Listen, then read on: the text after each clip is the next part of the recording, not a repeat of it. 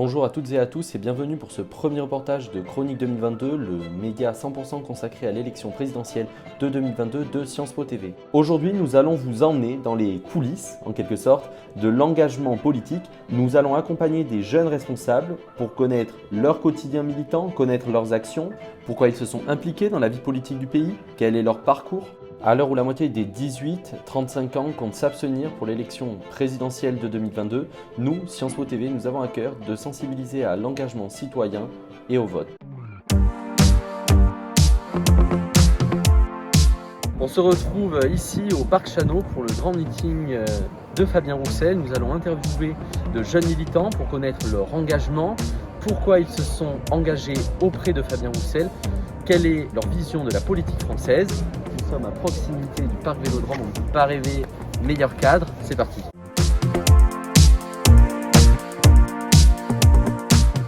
Donc bonjour Léon de Fontaine, merci d'accepter de répondre à nos questions pour Sciences Po TV. Première chose, est-ce que vous pourriez vous présenter rapidement, quel est votre parcours, pourquoi vous êtes engagé en politique? Alors je m'appelle Léon de Fontaine, j'ai 25 ans, je suis actuellement secrétaire général du mouvement Jeunes communistes de France et porte-parole de Fabien Roussel pour l'élection présidentielle de 2022. Je me suis engagé dans ma ville natale, donc à Amiens, à l'âge de mes 17 ans, parce qu'avec un groupe de potes, on commençait à avoir un peu ras-le-bol des conditions d'études, de nos conditions d'études qui se détérioraient. On commençait un peu à ras-le-bol de tout ça et il y a eu une manif en ville en 2013 et on se dit allons-y. Et il y avait les jeunes communistes qui étaient présents, avec qui on échangeait, ils nous ont proposé d'adhérer à la fin de la manif et on l'a fait naturellement. Comme ça que tout a commencé. Comme ça que tout a commencé. Qu'est-ce que la politique pour vous? La politique, c'est quelque chose qui parle de notre quotidien, de nos réalités et des manières de changer les choses, des manières dont l'engagement politique peut changer justement le quotidien des Françaises et des Français et des jeunes. C'est vraiment aller à la rencontre des gens et discuter avec eux de leur formation, de leur travail, de leur quotidien et débattre de ça, des manières dont on peut le changer. Et la manière de le changer, c'est de s'engager collectivement.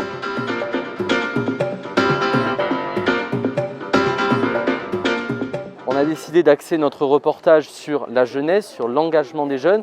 Vous êtes très impliqués, mais à l'heure actuelle, on sait que les 18-35 ans sont principalement concernés par l'abstention. Comment faire face à cette jeunesse qui, non pas se désaffilie de la politique, mais se désaffilie des partis traditionnels? Comment les ramener vers le vote? Parce que finalement, c'est le vote qui va réellement peser sur l'élection présidentielle. La question c'est aujourd'hui, oui en effet les jeunes s'éloignent de la politique, mais aujourd'hui qui peut leur en vouloir? Je discutais avec des jeunes la semaine dernière, je leur dis mais c'est quoi pour toi la politique? Et ils disent je regarde pas assez CNews, je regarde pas...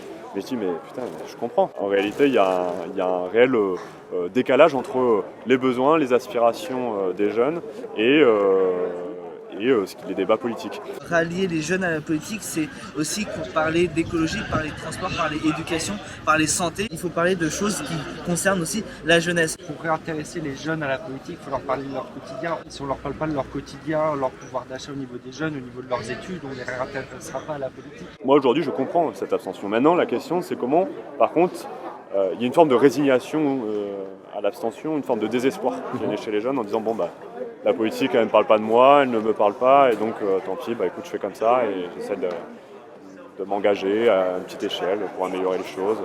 Et aujourd'hui on a besoin d'aller parler à ces jeunes, de leur faire relever la tête et de dire à la jeunesse vous n'êtes pas un problème à régler, en fait vous êtes la solution pour répondre aux défis sociaux, environnementaux, économiques, sanitaires que nous avons devant nous et on va vous permettre de vous former, d'avoir un travail qui a un sens, qui soit utile, qui vous permette de vivre dignement et de vous épanouir. Et ça, c'est notre projet de société et on voit que ça commence à parler à pas mal de jeunes. Est-ce que vous pensez que le vote à 16 ans peut être une mesure pour lutter contre cette forme d'abstention? On se démarque aussi à gauche là-dessus. J'ai été interpellé pas mal sur ce sujet-là. Moi, je n'y suis pas favorable pour plusieurs raisons. Ce n'est pas une aspiration de la jeunesse. Aujourd'hui, les jeunes n'aspirent pas à voter. Le risque d'abaisser la majorité du coup de fait à 16 ans risque en fait de fragiliser en fait le statut des jeunes. Nous, ce qu'on dit, c'est que il faut démocratiser les lieux d'enseignement pour que les jeunes puissent s'exprimer sur leur réalité et surtout qu'ils puissent aussi, à travers ces institutions, apprendre la démocratie. Et je pense que c'est important ça. Alors aujourd'hui, on est à Marseille pour le premier grand meeting de Fabien Roussel. Fabien Roussel qui, quelque part, il y a beaucoup de personnes qui ne le connaissent pas. Comment est-ce que vous sentez ce meeting? Qu'est-ce que vous attendez de ce meeting? Le plus gros enjeu qu'on a, nous, les militants communistes sur cette campagne, c'est de le faire connaître, le populariser ses idées, ses revendications. Je pense qu'il sera capable de faire la surprise le soir du premier tour. En tout cas, nous, c'est ce qu'on milite pour.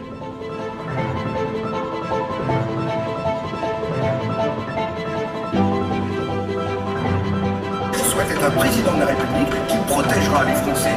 C'est l'humain et la planète d'abord. Nous allons tous ensemble nous battre pour faire gagner la France des jours heureux. Grand meeting de campagne, un moment de force, un moment chaleureux.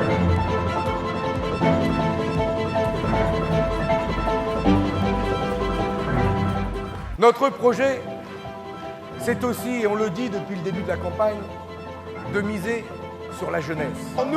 Nous abrogerons Parcoursup et nous créerons des logements et des places dans les universités. Quelques semaines après le premier grand meeting de Fabien Roussel à Marseille, nous retrouvons en région parisienne des militants de l'UEC, l'Union des étudiants communistes de France, pour une opération de porte-à-porte.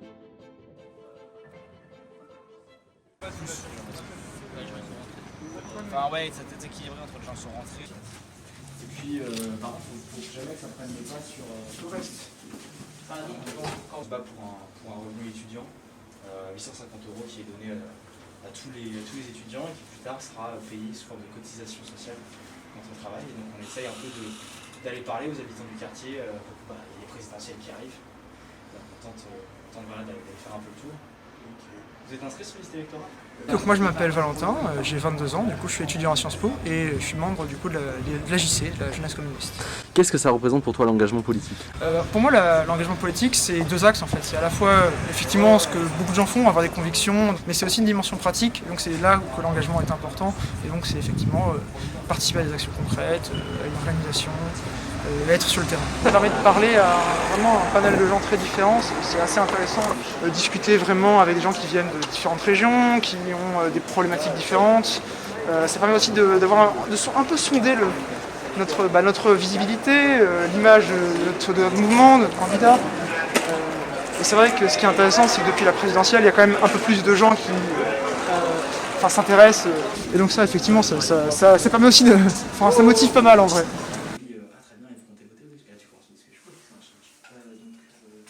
Dans les 2 mois qui séparent cette soirée de l'élection présidentielle de 2022, les jeunes militants communistes continueront leur mobilisation afin de faire connaître au mieux le programme de leur candidat. Merci à vous de nous avoir suivis pour ce premier reportage de Chronique 2022, le média 100% consacré à l'élection présidentielle. On se retrouve très rapidement pour une nouvelle vidéo sur Sciences Po TV.